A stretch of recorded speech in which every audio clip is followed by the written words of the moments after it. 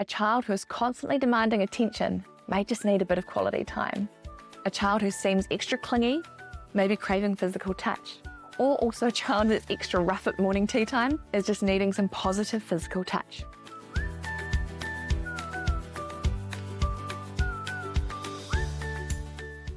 Kia ora, hello. I'm Ruth Verco, a teacher turned mum, here on a mission to demystify child's play through understanding play schemas. If you've ever found yourself asking, why is my child doing that? Whether it's throwing their soft toys, hiding stones around the house, or lining up the crayons, then you're in the right place, and certainly not alone. Here, we'll explore the magic of play through the lens of play schemas, those hidden, repeated patterns in your child's behaviour that holds the key to unlocking more meaningful play and connection. Through understanding play schemas, you'll be able to move beyond those one-off activities and understand the why behind your child's play. Join me each week as we dive into playful insights that will help you bring more joy, connection, and understanding into your parenting journey, and hopefully a lot less frustration, as well as set the stage for a lifetime of learning. So let's dive on in. Today we're wrapping up the series of the 5 love languages of children. Over the past several episodes, we've explored each of the love languages: quality time, acts of service, physical touch, gifts, and words of affirmation, and how we can express love through play in the top 10 play schemas.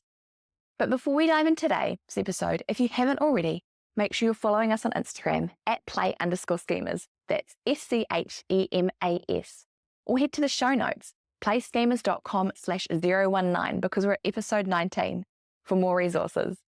So whether you're out on a walk, catching a rare moment of quiet, or multitasking around the house, let's dive on in and wrap up the love languages and play episodes. Okay, well, let's start with a little quick recap about play schemas and love languages. So play schemas are those repeated patterns of play that helps children make sense of the world. It's a natural part of their development. Let them do it. It's things like trajectory, which is movement-based play, transportation, moving objects from one place to another, rotation, which is spinning and spinning and spinning and spinning or turning around, and there's more. By understanding your child's play schema, it can help you connect with them in a way that feels natural and engaging. If play schemas are new to you, head to playschemas.com/free. There you'll find all the freebies, but particularly a cheat sheet that shows the 10 top play schemas and a little explanation about them all to help them get into your head and to refer back to, because if you're anything like me, your brain can be mush some days. So along that same idea, the love languages are based on the books of the 5 love languages of children by Gary Chapman, and how children both receive and express love. Through the series, we've explored how we can align play with these love languages to fill up our child's love tank in a meaningful way. But also something I probably haven't highlighted enough, which someone was talking to me about, is that I've been talking about children, and they were like, I feel like I've seen this in adults too. You have, but children is what this podcast is all about, so I haven't really touched on the adult side of things. But love languages are universal across the ages and across cultures. There are books in the Love Language series about love languages on their own, but there's one focused on children, as we know, teens, couples, singles, but all of them come back to those 5 top same love languages, which I hope you can rattle off by now, being physical touch, quality time, words of affirmation, which simply means like uplifting and encouraging words, gifts, and acts of service. Now, love languages are a journey. It takes time to learn your child's love language, and remember, especially if they're under 5, under 7, these love languages are changing and developing, and as they grow and mature, they can change and develop too, especially in these early years. Now, love languages are a journey. It takes time to learn your child's love language, especially in these early years when they're still developing. In fact, their primary love language might shift as they grow, and that's okay. So a few ways to help you figure out your child's love language is, same as play schemas, observe. How do they show love to you and others? Do they cuddle up to you? Physical touch. Do they bring you little gifts? Do you listen to their requests? Do they often ask you to play with them, which would be quality time? Do they want you to help with something? Acts of service. You can also notice their complaints. If they're saying, you never play with me, they could be craving more quality time. Or they might say, you don't say nice things to me, or how come you said something nice about them? It could mean words of affirmation. You could also give them choices. Offer them 2 different ways to connect. Would you like a cuddle? Or would you like to help me with your puzzle? That can often hint at their love language. So have a go at doing that observation stage, trying to figure out what their love language is, And as I just said at the start, you can do it with your partner and your friends as well. The more you know about love languages, the same as play schemas, the more you can see them throughout your day and you can see them in others. And with love languages, just like a language, being multilingual is such a bonus. So when you're thinking of it as a language, you're thinking of building on all the different languages. You're not just doing love languages as gifts. You're not just doing love languages acts of service. You're working them all together. Some children may have that clear native love language, but many, especially the young ones, are multilingual, so you need to learn to be that too. It means they need love expressed in different ways at different times. As parents, we often have to be interpreters, adjusting how we communicate our love depending on the moment. One day, your child may crave quality time. The next, they may need words of affirmation. The more you practice all 5 love languages, the better you'll be at responding to your child's needs. And you might also need to be interpreters for the other adults in your lives, whether it's a partner or grandparent. Now that you've been listening to this series, you'll have love languages on your head, but other people may not. We need to use what we know about love languages to help them along on the journey, especially if you can see through your child's behaviour. It's just a cry saying their love tank is empty and it needs refilling. So if they're saying, I need you, I need you, I need you, or come on, Grandma, I really want to be helping you right now, they're not just being annoying. It could be their love language and they're just needing some filling up of their tank. And that's one of the take-home points I'd really love to leave with you today. I know I've mentioned it in the past in a few episodes, but sometimes when our child acts out, when they're having big behaviour, it's not just defiance. It could be a sign that their love tank is running really low. In education, I've seen this over and over again. A child who is constantly demanding attention may just need a bit of quality time. A child who seems extra clingy may be craving physical touch. Or also a child that's extra rough at morning tea time is just needing some positive physical touch.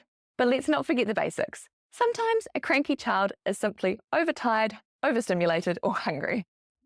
But before you jump to discipline, make sure you're asking yourself, has my child's love tank been filled today?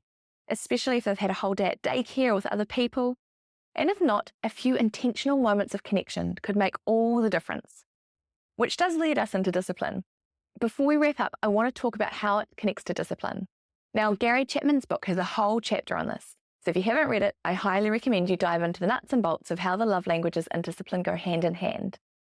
Because discipline could be a whole series on its own. And it's something that with my kids being nearly 4, under 4, it's a journey for us. I definitely change how I disciplined for the moment, for the day, for where the tank's going. But when you center it around love languages, that's a whole nother game. It has its merits, but if you're only doing love languages, it would leave it lacking.